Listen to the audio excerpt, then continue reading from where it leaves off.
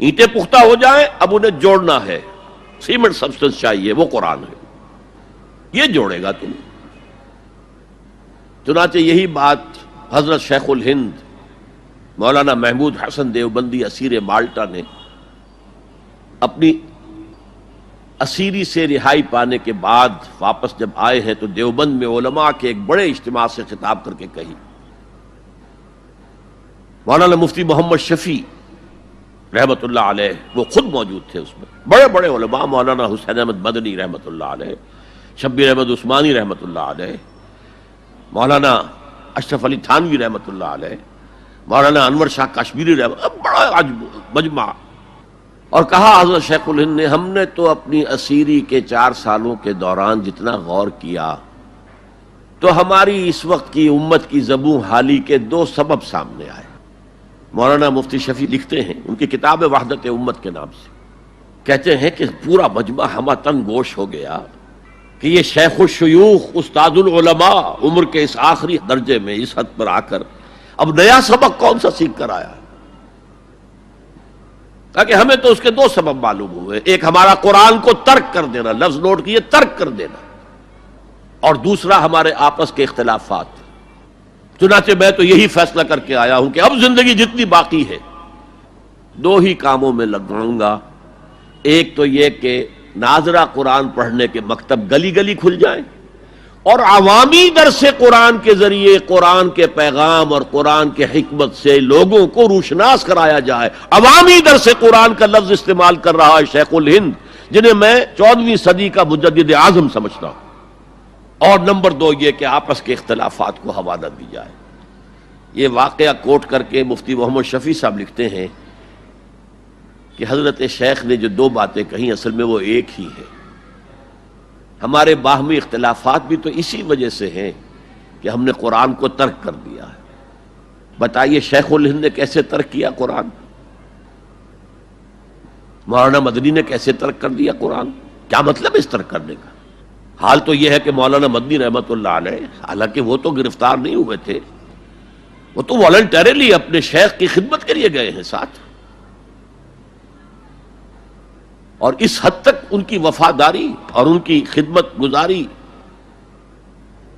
کہ رمضان کا مہینہ آیا تو حضرت شیخ الہند نے حسرت کے ساتھ کہا زندگی میں یہ پہلا رمضان ہوگا کہ تراویح میں قرآن نہیں سن سکیں گے، اس لیے کہ نہ شیخ الہند حافظ تھے، نہ مولانا مدنی حافظ تھے، اور تیسرے ان کے ساتھ ایک اور تھے، ان کا میں نام بھول رہا ہوں، وہ سرحد کے پٹھانوں میں سے تھے، کوئی حافظ نہیں تھا۔ اب آپ غور کیجئے، استاد اور اپنے شیخ کی اس حسرت کو دور کرنے کے لیے مولانا مدنی روزانہ 1 پارہ حفظ کرتے تھے اور رات کو تراویح میں سناتے تھے، روزانہ 1 پارہ۔ اور یہ انہونی بات نہیں ہے، جب ساری زندگی قرآن ہی سے شغف رہا ہے تو وہ ہے تو صحیح ذہن میں، اب صرف ان کے لنکس ملانے ہیں آپس میں، اور کیا ہے؟ اصل میں قرآن کو ترک کرنے کا مطلب کیا ہے؟ وہ اصل میں ایک اور بہت بڑے عالم دین کی بات سنیے آپ، مولانا سید انور شاہ کشمیری رحمت اللہ علیہ، جو دیوبند سے آ کر آپ کے قریب میں ڈابھیل میں انہوں نے مدرسہ قائم کیا تھا۔ وہ ایک مرتبہ قادیان میں ایک جلسہ علماء کیا کرتے تھے ہر سال رد قادیانیت کے لیے، تو ایک سال اسی طرح وہاں علماء جمع تھے۔ اب جس نے یہ واقعہ بیان کیا ہے اس کا نام میرے ذہن میں اس وقت نہیں ہے، کہ میں صبح مولانا انور شاہ کشمیری رحمت اللہ علیہ کی خدمت میں حاضر ہوا تو دیکھا کہ غم کی تصویر بنے بیٹھے ہیں، بہت اداس، غمگین۔ میں نے پوچھا حضرت کیا معاملہ ہے، کوئی خاص سبب ہے؟ فرمایا بھائی کیا سبب ہے، یہ سوچ رہا ہوں کہ اپنی زندگی عمر ضائع کر دی۔ میں نے کہا حضرت آپ نے زندگی ضائع کر دی، عمر ضائع کر دی؟ آپ نے علم، بیہقی وقت کہلاتے ہیں انور شاہ کشمیری، جیسے امام بیہقی تھے، محدث اور فقیہ دونوں اعتبارات سے بلند، تو آپ نے پڑھنے پڑھانے میں، سیکھنے سکھانے میں ساری عمر گزار دی، تو آپ کی زندگی ضائع کیسے؟ کہنے لگے ہم نے سارا زور اسی پر رکھا کہ ثابت کر دیں کہ شافعی کی رائے صحیح نہیں ہے، ہماری رائے صحیح ہے۔ اسی کے لیے دلائل، اسی کے لیے بحثیں، اسی کے لیے لمبی چوڑی جو ہیں ہمارے ہاں نشستیں منعقد ہوئیں مدارس کے اندر. حالانکہ اللہ کے ہاں یہ ہم سے سوال نہیں ہوگا. گمراہیاں طرح طرح کی پھیل رہی ہیں اور ہم ان بحثوں میں لگے ہوئے. حالانکہ زیادہ سے زیادہ یہ کہا جا سکتا ہے کہ قول اصحابنا ثواب محتمل الخطا، اور جو قول دوسروں کا ہے وہ خطا ہے محتمل الثواب. زیادہ سے زیادہ یہ کہہ سکتے ہیں ہم کہ ہمارے جو اسلاف ہیں، ہمارے جو اساتذہ ہیں، ان کا قول صحیح ہے، اگرچہ اس کے خطا ہونے کا بھی امکان ہے. ہم یہ نہیں کہہ سکتے کہ اس کے غلط ہونے کا کوئی امکان ہی نہیں، معصوم تو وہ نہیں تھے. اور قولہم، ان کا جو ہمارے سامنے ہے مد مقابل ہے، اور وہ شافعی ہیں.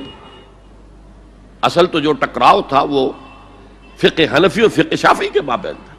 ہم صرف یہ کہہ سکتے ہیں کہ ان کا یہ قول خطا ہے، غلطی ہے، اگرچہ احتمال موجود ہے کہ وہی صحیح ہو. اس کے سوا تو ہم کچھ نہیں کہہ سکتے. اور ہم نے اپنی ساری زندگی اس کام میں لگا دی. لیکن میں کہہ نہیں سکتا اس پر کتنے رنج اور صدمے کا اظہار کروں کہ مجدد وقت شیخ الہند رحمۃ اللہ علیہ اور بحقی وقت مولانا انور شاہ کاشمیری رحمۃ اللہ علیہ، ان کی ان باتوں کا کوئی اثر ان کے شاگردوں نے قبول نہیں کیا. وہی روش ہے، وہی فقہی بحثیں ہیں.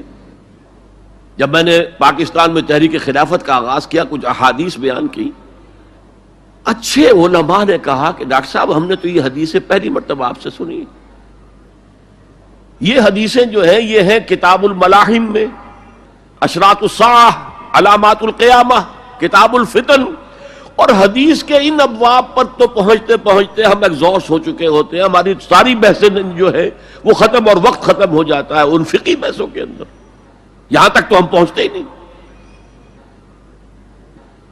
بہرحال دوسرا نقطہ جیسا کہ میں نے عرض کیا، پہلا اینٹیں پکاؤ، مضبوط کرو.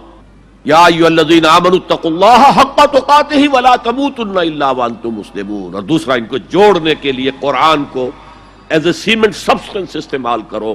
واعتصموا بحبل اللہ جميعا ولا تفرقوا واذکروا نعمت اللہ علیکم اذ کنتم اعداء فالف بین قلوبکم فاصبحتم بنعمتہ اخوانا وکنتم علی شفا حفرۃ من النار. تم تو تباہی آگ کے گڑھے کے کنارے تک پہنچ گئے تھے، گرا چاہتے تھے.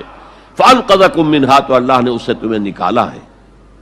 کذالک یبین اللہ لکم آیاتہ لعلکم تہتدون. اسی طرح اللہ تعالیٰ تمہارے لیے اپنی آیات کی تبیین کر رہا ہے، وضاحت کر رہا ہے، تاکہ تم ہدایت حاصل کر سکو.